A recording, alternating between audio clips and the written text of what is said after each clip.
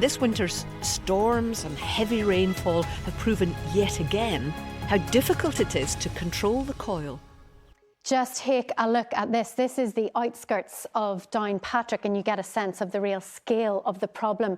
The Quoile River has burst its banks, flooding fields. And then further on round, the water is feet deep in the town centre, in the main shopping streets. Businesses are still trying to recover, and particularly badly hit was the town's highly regarded railway museum. It's home to a prized collection of steam trains. There's rolling stock and other station artefacts.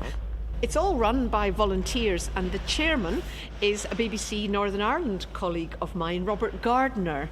Now, how badly hit was it here, Robert? We were looking ominously on the CCTV, just seeing the water levels rise and rise. And where we're standing now is actually the high water mark. We're roughly about 3 foot off the ground here, and we just doom watched the CCTV as it just crept up higher, and until all the CCTV just gradually failed as everything started to trip and everything just went down. There was just an overwhelming sense of frustration and helplessness, because there was nothing you could do.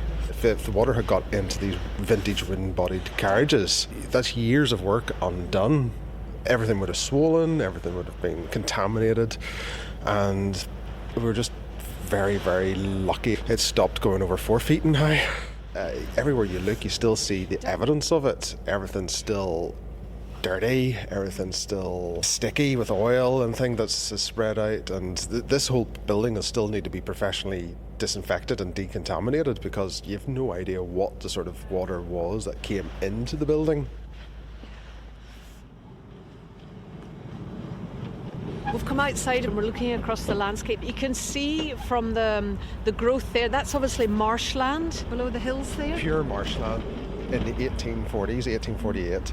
How did they get across it? The ingenious idea they came up with was to use brushwood bundles, basically hawthorn, willow, whatever they could get their hands on. They bundled it up and then poured fill stones all over it, and basically floated the embankment across this marshy ground.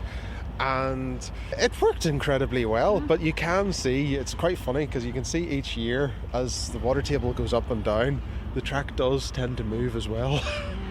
They knew what they were doing. They knew how to manage the watery landscape. They knew their environment.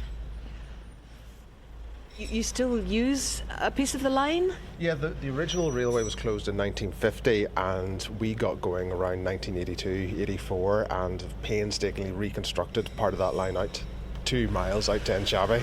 Thousands of people will come each year. We take them out through the marshes, over the Quoile River. It's an absolutely wonderful area to be in.